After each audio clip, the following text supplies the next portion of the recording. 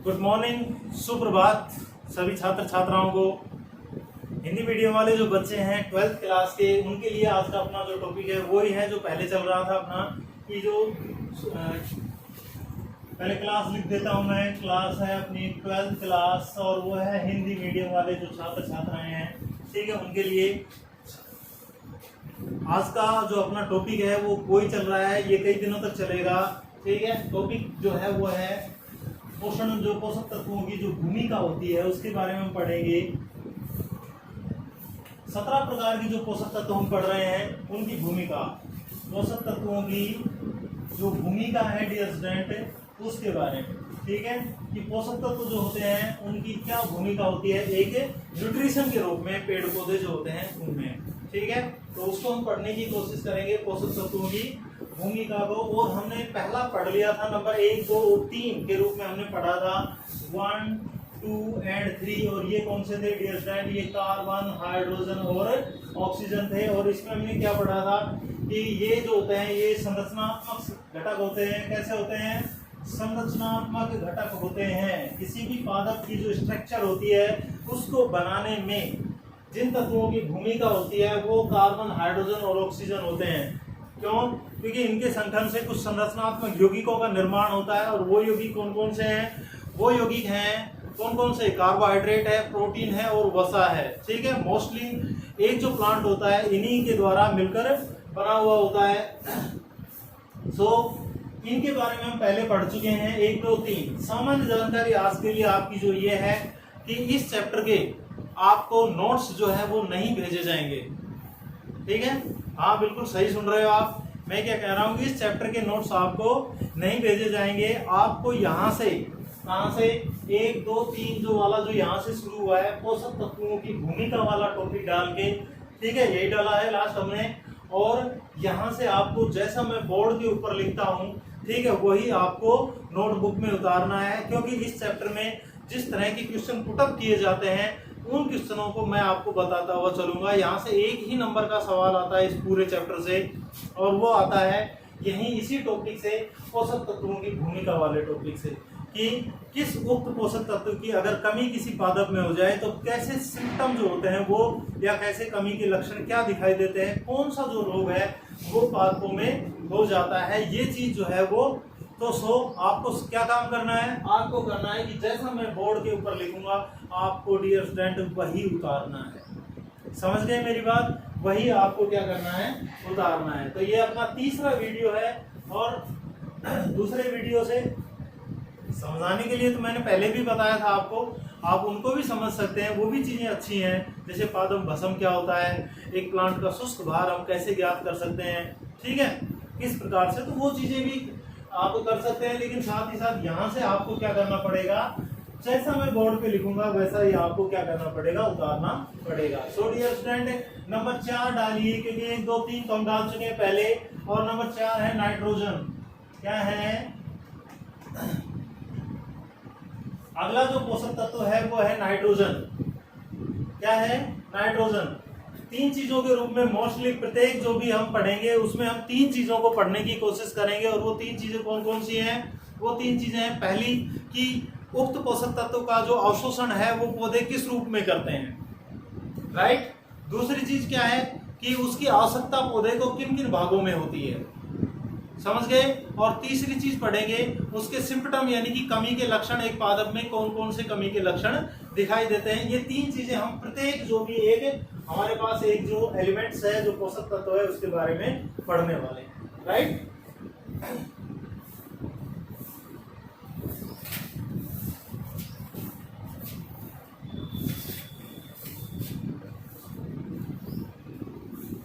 तो सबसे पहले क्या है डियर स्टूडेंट? सबसे पहले है नाइट्रोजन। तो नाइट्रोजन को पौधे किस रूप में ग्रहण करते हैं ये लिखिए। पहले लिखेंगे इस तत्व की पौधे को सर्वाधिक मात्रा में आवश्यकता होती है। इस तत्व की पौधों को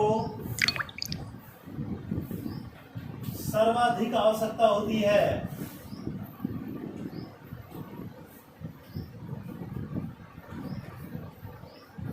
समझ गए? इस तत्व की पौधों को सर्वाधिक आवश्यकता होती है। सबसे ज्यादा जो आवश्यकता होती है वो पौधे को, वो किसकी होती है?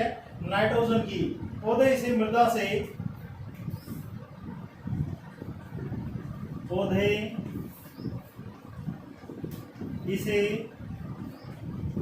से किस रूप में ग्रहण करते हैं?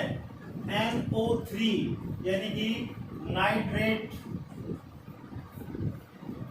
पौधे इसे किस रूप में ग्रहण करते हैं डियर स्टूडेंट? नाइट्रेट के रूप में, NO3 के रूप में ग्रहण करते हैं, नाइट्रेट के रूप में।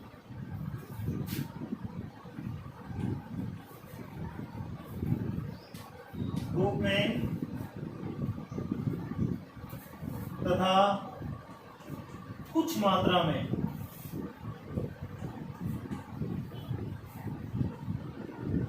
NO2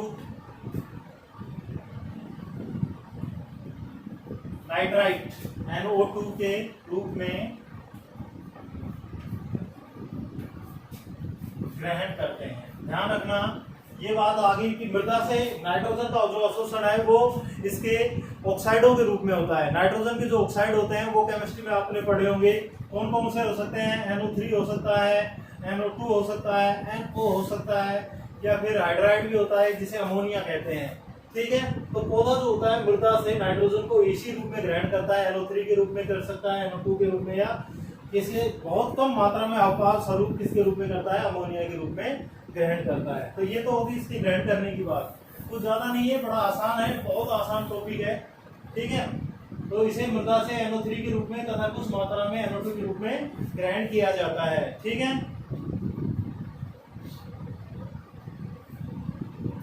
अगर बात करें कि पादप में नाइट्रोजन कहाँ कहाँ उपस्थित होता है, तो नाइट्रोजन अमीनो अम्ल, प्रोटीन, न्यूक्लिक अम्ल। ठीक है, नेक्स्ट लिखिए नाइट्रोजन, पूरा लिख लो चाहे तो। नाइट्रोजन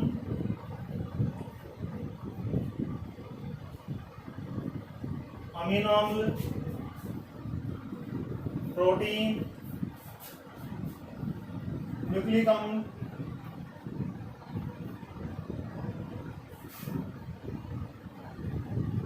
पर्णहरित।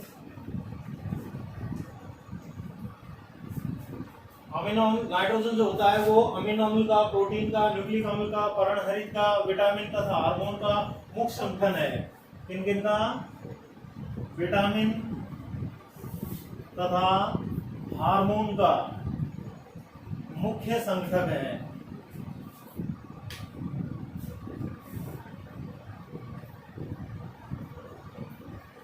ठीक है, एक पादप के अंदर नाइट्रोजन की अगर उपस्थिति की बात करें कि नाइट्रोजन कहाँ कहाँ पाया जाता है, तो वो अमीनो अम्लों में, प्रोटीन में, न्यूक्लिक अम्ल में, पर्णहरित में, विटामिन में, और जो हार्मोन्स होते हैं, पादप जो हार्मोन होते हैं उनमें क्या उपस्थित होता है? नाइट्रोजन उपस्थित होता है। अगर आवश्यकता की बात करें हम कि नाइट्रोजन की आवश्यकता किन क्षेत्रों को होती है पादप के, तो नाइट्रोजन की सर्वाधिक आवश्यकता नाइट्रोजन की, क्योंकि नाइट्रोजन की वैसे तो सभी में होती है आवश्यकता, लेकिन मोस्टली जो आवश्यकता होती है नाइट्रोजन की आवश्यकता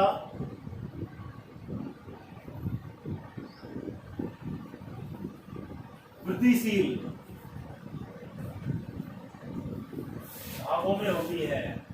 यानी कि जो वृद्धिशील, जो यानी कि जो वृद्धि कर रहे हैं, जो विद्योतक क्षेत्र हैं उनके अंदर, या जैसे मान लीजिए कलिकाएं हैं, ठीक है, या ये कहें कि पौधे के जो जीवित, जो एक्चुअल में क्या होता है कि पौधे के जो जीवित भाग होते हैं कंप्लीटली उन सब में किसकी आवश्यकता पाई जाती है? कंप्लीटली सभी के अंदर किसकी आवश्यकता पाई जाती है डियर स्टूडेंट? वो पाई जाती है किसकी? नाइट्रोजन की। ओके, तो नाइट्रोजन की जो आवश्यकता होती है वो ज्यादातर कहाँ, किन भागों में होते हैं? वृद्धिशील। इसलिए क्या कहा गया है कि एक प्लांट जो होता है उसको वृद्धि करने के लिए, एक प्लांट जो होता है उसको वृद्धि करने के लिए सबसे ज्यादा नाइट्रोजन की आवश्यकता होती है। ठीक है, इसके अलावा जैसे आपने देखा होगा यूरिया आदि खेतों में डाला जाता है, तो यूरिया में नाइट्रोजन की मात्रा 40% के आसपास होती है, और जब तक यूरिया नहीं डालते हैं पादप जो होता है वो एक स्वस्थ वृद्धि नहीं कर पाता है। ऐसा ही होता है। ठीक है, आप सब जमींदार हैं, आपने कभी यूरिया देखा तो होगा, ठीक है, खाया भी होगा शायद आपने, क्यों खाया तो कर नहीं होगा, और अगर किसी ने खाया हो तो मुझे बता देना। कि उसके साथ क्या हुआ होगा। ठीक है, छोटा सा प्रयोग करके देख लेना। बाकी मैं ये सलाह नहीं दे सकता आपको कि आप उसे खाएं, क्योंकि वो खाने की चीज़ नहीं है। भगवान ने खाने की बहुत सारी चीज़ें दे रखी हैं।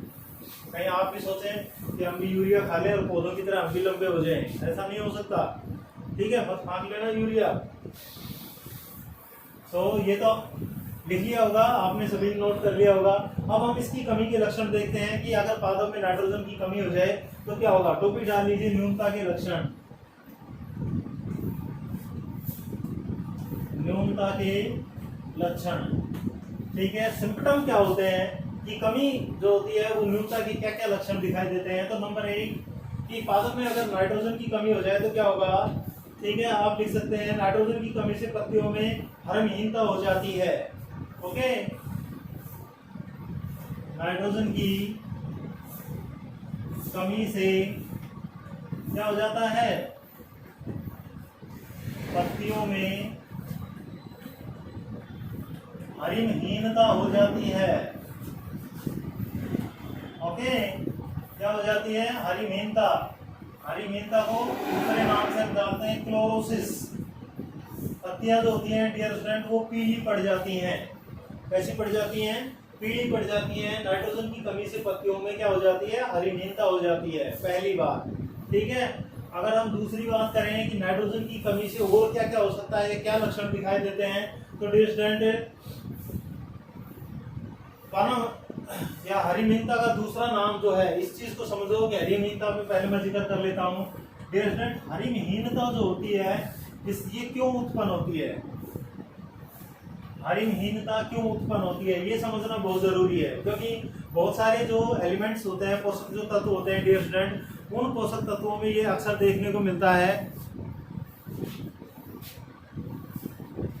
कि हरिमहीनता लगभग सभी के कारण हो जाती है। एक्चुअल में नाइट्रोजन का अभी मैंने संगठक एक नाम लिखा था कि नाइट्रोजन जो होता है वो मुख्य रूप से किन किन का संगठक होता है। तो नाइट्रोजन किसका संगठक होता है, वो होता है पर्णहरित का। ये आप जानते हैं कि पर्णहरित जो होता है, पर्णहरित का मतलब क्लोरोफिल, एक पिगमेंट है जो कि हमारे लव क्लोरोप्लास्ट यानी कि हरित लवक के अंदर पाया जाता है। तो पर्णहरित का जो संगठन होता है वो क्या होता है, N2, नाइट्रोजन इसके अंदर उपस्थित होती है। ठीक है, अब पर्णहरित का नष्ट हो जाना, ध्यान रखना, ये मैं आपको बता रहा हूँ। हरिमहीनता का मतलब क्या होता है, पर्णहरित का नष्ट हो जाना। ठीक है, पर्णहरित का नष्ट हो जाना ही डियर स्टूडेंट क्या कहलाता है, हरिमहीनता कहलाता है। क्या कहलाता है, हरिमहीनता कहलाता है। ओके, ध्यान रखोगे इस चीज को कि पर्णहरित का नष्ट होना ही क्या होता है डियर स्टूडेंट, हरिमहीनता होता है। तो हरिमहीनता किसके कारण उत्पन्न हो रही है, नष्ट क्या हो रहा है, यहाँ पर लिख देता हूँ, बार बार बोलने की जरूरत नहीं पड़ेगी। आप बड़े समझदार हैं सभी बच्चे, बहुत ही। ठीक है, मुझे आप सब पर जो है वो मैं बड़ा प्राउड फील करता हूँ, आपकी जो काबिलियत है उसके ऊपर। ठीक है, कि आप सब जो है वो बहुत ही इंटेलिजेंट है और किसी भी चीज़ को आप तुरंत पकड़ लेते हैं कि वो चीज़ क्या है। ठीक है, तो मुझे आप पर बड़ा गर्व है, मुझे अच्छा लगता है आपसे, ठीक है, रूबरू होने में। क्यों, क्योंकि आप सब बड़े क्या हैं, बहुत ही होशियार बच्चे हैं और आपकी जो होशियारी है उसको मैं क्या करता हूँ, सलूट करता हूँ। तो डियर स्टूडेंट, जो पर्णहरित होता है उसका नष्ट होना ही क्या कहलाता है, हरिमहीनता कहलाता है, पर्णहरित नष्ट हो जाने के कारण। अब दूसरी कमी जो भी है इसी के कारण दिखाई देगी। क्या होगा कि पर्णहरित के विघटन से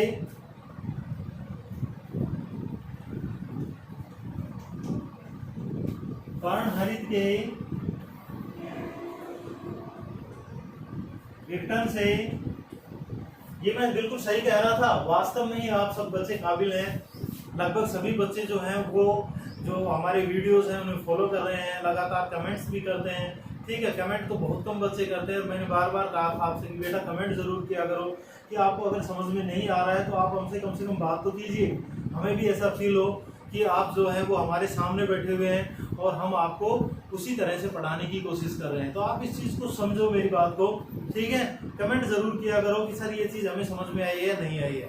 होशियार मेरे कहने का मतलब क्या है कि आपको होशियार मैंने क्यों कहा है, वो सिर्फ इसलिए कि आप सब मेहनत कर रहे हैं। ये मजाक की बात नहीं थी, वाकई में आप सब मेहनत कर रहे हैं। आप सभी वीडियो हर रोज देखते हैं, मैं भी देखता हूँ कि कितने व्यूअर्स जो है वो अपने वीडियो पर आ चुके हैं। तो लगभग सभी बच्चे वीडियोस देख रहे हैं। ठीक है, तो ये बड़े काबिल तारीफ है कि आप मेहनत करना शुरू कर चुके हैं और आपको अपने भविष्य की चिंता है। ओके, तो पर्णहरित के विघटन से एक वर्णक होता है जिसका नाम होता है एंथोसाइनिन। क्या होता है? विघटन से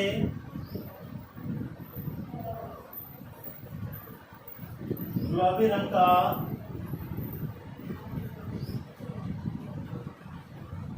एंथोसाइनिन, कौन सा नाम ध्यान रखना, एंथोसाइनिन वर्णक दिखने लगता है,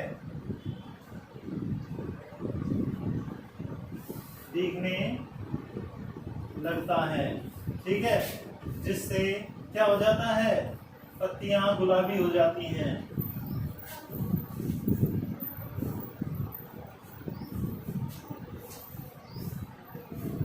दिखाई देती हैं।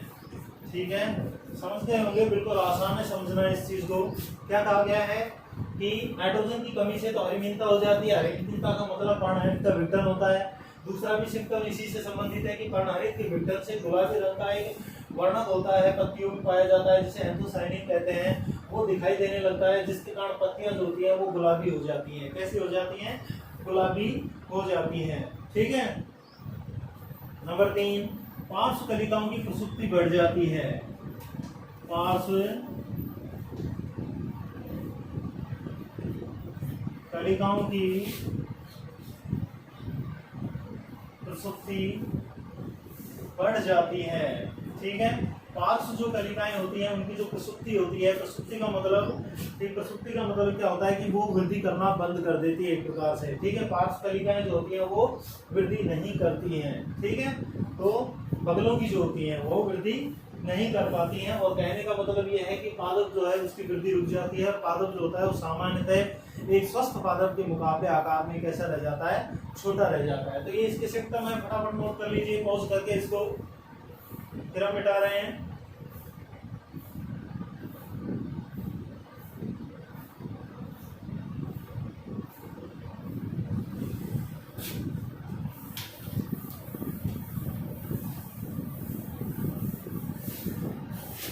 अगला जो है वो है फास्फोरस। क्या है? फास्फोरस। नंबर 5, फास्फोरस यानी कि पी।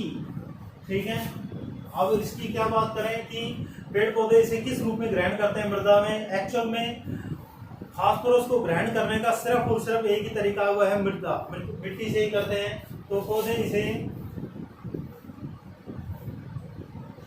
फास्फोरस को पौधे इसे घुलनशील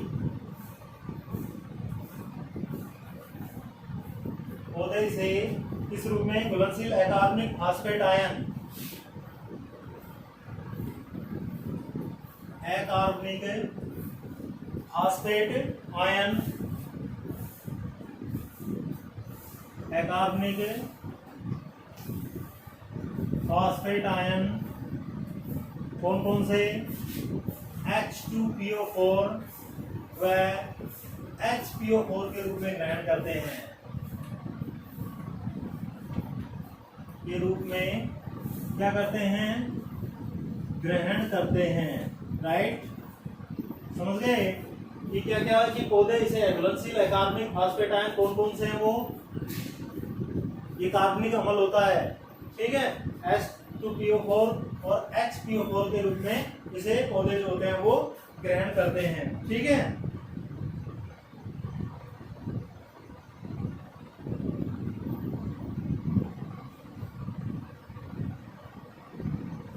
अगर मात्रा की बात करें, नेक्स्ट लिख लेना, पौधों में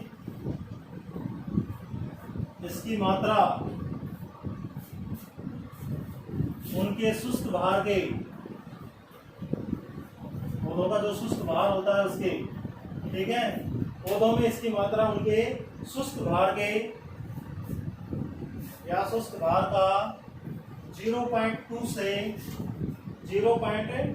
से और 0.8% होती है।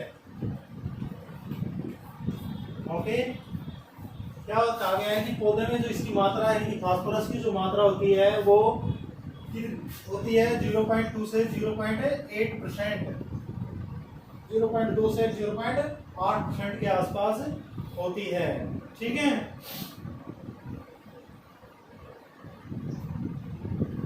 अगर आवश्यकता की बात करें,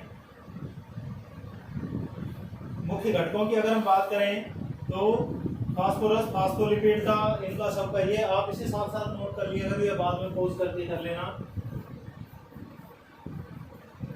नेक्स्ट है फास्फोरस,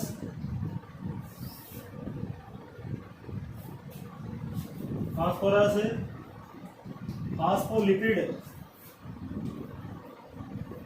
इसका फास्फोरस, फास्फोलिपिड,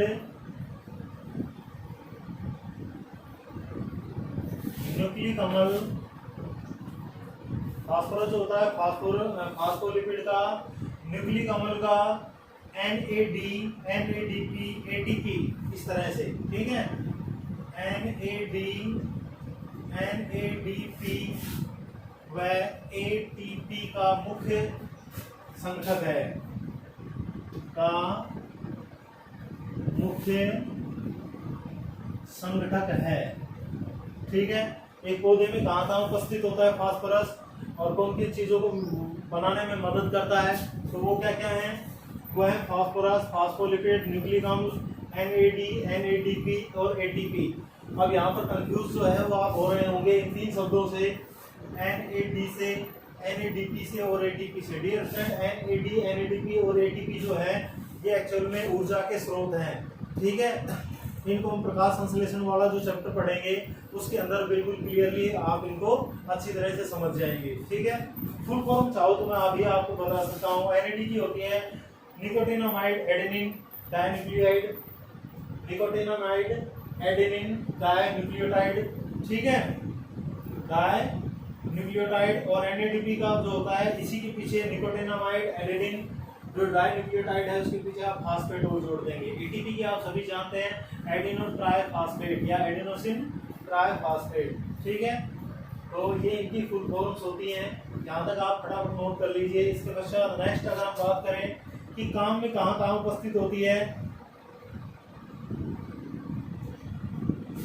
अब फास्फोरस का जो कार्य है वो इसी से निकल के आएगा कि फास्फोरस जो है वो किस किस का, फास्फोलिपिड का, न्यूक्लिक अम्लों का, NAD का, NADP का, nicotinamide adenosine, nicotinamide adenine, nicotinamide adenine dinucleotide. ठीक है, nicotinamide adenine dinucleotide, nicotinamide adenine dinucleotide phosphate व ATP का ये मुख्य संघटक होता है।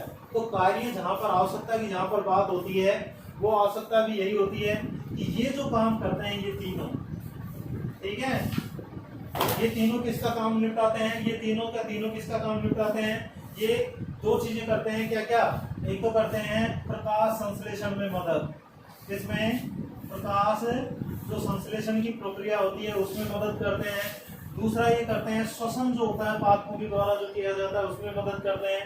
ठीक है, और तीसरा जो हमारा वसीय अमल होता है उसके संश्लेषण में मदद करते हैं। ठीक है, संश्लेषण में मदद करते हैं। तो ये संघटक है इनका, तो कह सकते हैं कि NAD, NADP प्रकाश संश्लेषण, श्वसन और वसीय अम्लों के संश्लेषण में काम आते हैं। ठीक है, यही काम हो जाता है फास्फोरस का। ओके, फटाफट नोट कर लीजिए इसको। फिर न्यूनता के लक्षण देखते हैं। हटा दो, निकाल देते हैं, अब आप तो बोलते नहीं हैं।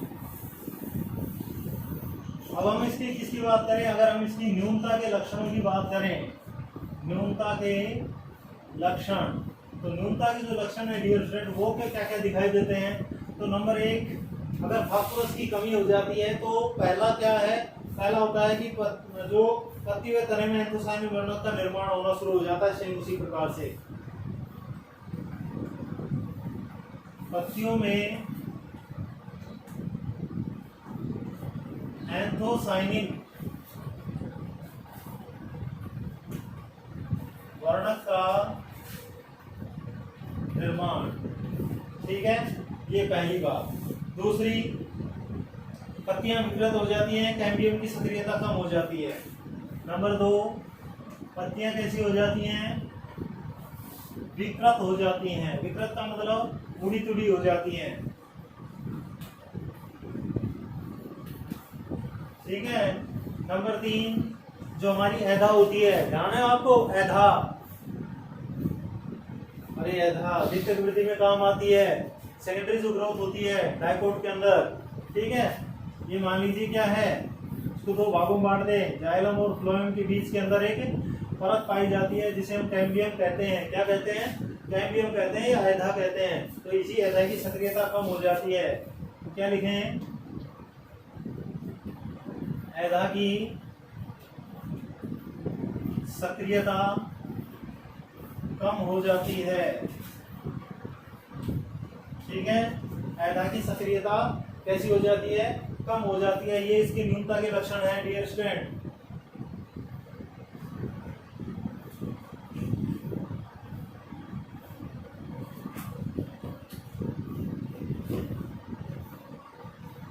ओके, नोट कर लो इसको, फिर नेक्स्ट पढ़ेंगे। एक और कंप्लीट कर देते हैं साथ ही साथ। ये इसकी न्यूनता के लक्षण हो गए बेटा। तुम देखो, मैं फिर से बता देता हूँ आपको, ये ध्यान रखना कि आपको इस चैप्टर के जो नोट्स हैं वो यहाँ से बोर्ड से उतारने हैं। इस चीज को आपको अच्छी तरह से याद रखना है। नेक्स्ट है नंबर 5-6 कैल्शियम।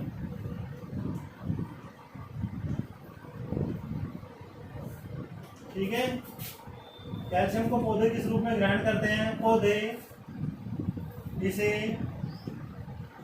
मृदा से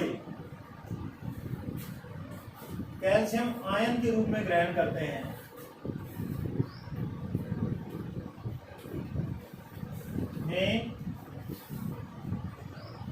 ग्रहण करते हैं। ठीक है, ध्यान रखना कि पौधे इसे किस रूप में ग्रहण करते हैं, कैल्शियम आयन के रूप में। दूसरी बात ये होती है कि जो कैल्शियम होता है वो किस रूप में पाया जाता है मृदा में, ये भी आप याद रखेंगे। तो कैल्साइट और डोलोमाइट अयस्कों के रूप में पाया जाता है। यहाँ पर लिख सकते हैं कैल्शियम मृदा में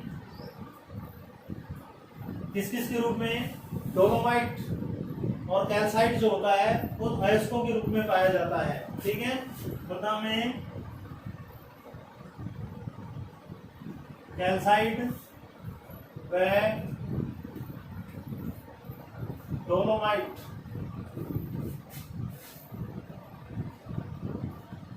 अयस्कों के रूप में पाया जाता है। ओके, तो ये तो सामान्य जानकारी होगी कि मृदा में किस रूप में पाया जाता है। ये पाया जाता है कैल्साइट और डोलोमाइट जो अयस्क होते हैं उनके रूप में पाया जाता है। और मृदा से जो पौधे होते हैं इसे किस रूप में ग्रहण करते हैं, जो हमारे कैल्शियम आयंस होते हैं उनके रूप में इसे ग्रहण करते हैं। ठीक है, अब ये अगर संघटक की बात करें कि कहाँ किसका होता है, तो कैल्शियम जो होता है कोशिका भित्ति की जो मुख्य मध्य पटलिका होती है उसका मुख्य संघटक है। तो लिख सकते हैं कैल्शियम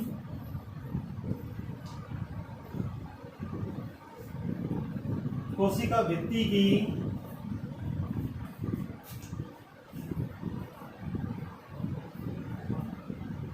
मध्य पटलिका। ध्यान आ रहा है, कक्षा 11 में हमने पढ़ा था कोशिका भित्ति के निर्माण की प्रक्रिया। कोशिका भित्ति का जो निर्माण होता है वो 3 चरणों में कंप्लीट होता है। सबसे पहले मध्य पटलिका का निर्माण होता है कैल्शियम और मैग्नीशियम पैक्टेट के कारण। उसके बाद प्राथमिक भित्ति बनती है, फिर सेकेंडरी भित्ति बनती है। ठीक है, प्राथमिक भित्ति का निर्माण किससे होता है, सेलुलोज और हेमिसेलुलोज से होता है। द्वितीयक जो भित्ति होती है वो लिग्निन के जमाव के कारण कंप्लीट होती है। ठीक है, तो कैल्शियम जो होता है कोशिका भित्ति की मध्य पटलिका का मुख्य संघटक है। कक्षा 11 का भी आपको थोड़ा बहुत जो है वो क्लियरली याद होना चाहिए, क्योंकि जब तक आप उसे याद नहीं रखेंगे तब तक कुछ चीजें जो होती हैं वो ट्वेल्थ की हमें समझ में कम आती हैं। ठीक है, तो ये चीज हम पहले पढ़ा चुके हैं। मध्य पटलिका नाम या मिडिल लैमेला जो होती है वो क्या है, मिडिल लैमेला कोशिका भित्ति का ही एक भाग होता है। जब कोशिका भित्ति का निर्माण शुरू होता है तो उस समय पहले एक कोशिका जब डिवाइड होती है, विभाजित होती है, तो सबसे पहले उसके बीच में जिस परत का निर्माण होता है डियर स्टूडेंट वही मध्य पटलिका होती है। इसका निर्माण कैल्शियम और मैग्नीशियम पैक्टेट के द्वारा होता है। तो यही लिखा गया है कि मध्य पटलिका जो होती है उसका मुख्य संघटक कौन है, कैल्शियम मध्यपटलिका का निर्माण ही कैल्शियम और मैग्नीशियम पैक्टेट से होता है। ठीक है, तो इसे आप अच्छी तरह से याद रखेंगे कि कोशिका भित्ति मध्यपटलिका का मुख्य संघटक है। अगर कार्य की बात करें,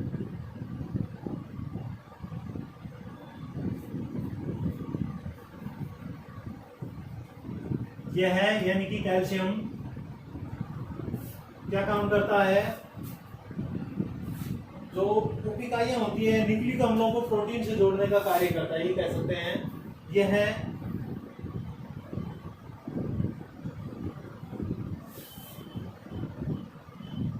न्यूक्लिक अम्लों को प्रोटीन से जोड़ने का कार्य करता है। ठीक है, यह न्यूक्लिक अम्लों को किससे जोड़ता है, प्रोटीन से, इनको आपस में जोड़ने का ये काम जो है वो कंप्लीट करता है। ठीक है, और कार्बोहाइड्रेट व अमीनो अम्ल जो होते हैं उनके परिवहन में भूमिका निभाता है तथा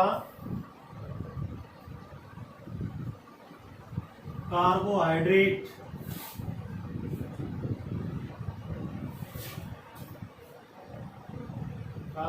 के परिवहन में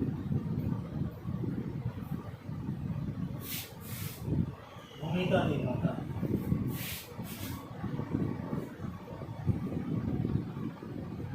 ओके, फटाफट नोट कर लिया करो इसको मेरे साथ साथ ही। ठीक है, समझते हुए चलो, साथ में नोट कर लो, ऐसे लगे जैसे क्लास चल रही है अपनी। ठीक है, पॉज करके इसको नोट कर लिया करो। करने का कार्य करता है तथा कार्बोहाइड्रेट के परिवहन में क्या करता है, भूमिका निभाता है। तो शायद यहाँ तक आपको समझ में आ गया होगा। इसके बाद इसकी न्यूनता के लक्षण लिखते हैं, नोट कर लीजिए।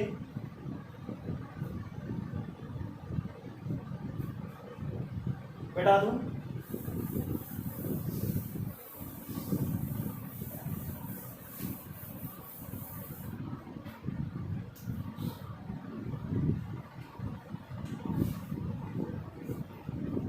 न्यूनता के लक्षण।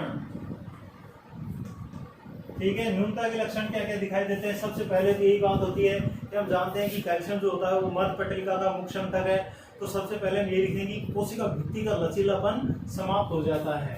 ठीक है, क्या होता है, कोशिका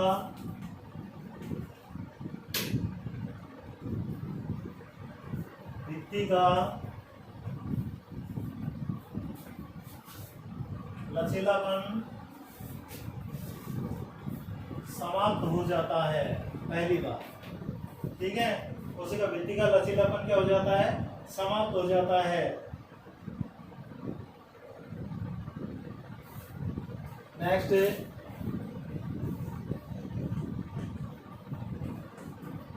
पत्तियों के शीर्ष, ध्यान रखना, ये कई बार आपने देखा भी होगा, पत्तियों के शीर्ष नीचे की ओर झुक जाते हैं। पत्तियां जो होती हैं सामने से, जैसे पत्ती होती है, इस पत्ती का जो ये शीर्ष भाग होता है ये इस तरह से क्या हो जाता है, नीचे की ओर यूं हो जाता है। ठीक है, झुक जाता है। तो पत्तियों के शीर्ष नीचे की ओर झुक जाते हैं। ठीक है, अंकुशित शीर्ष कहते हैं इसको। क्या बोलते हैं इसको, अंकुशित शीर्ष कहते हैं। नेक्स्ट है, पत्तियों में हरी मीनता उत्पन्न हो जाती है। ये तो लगभग सभी में आ जाएगा। ठीक है, क्या पत्तियों में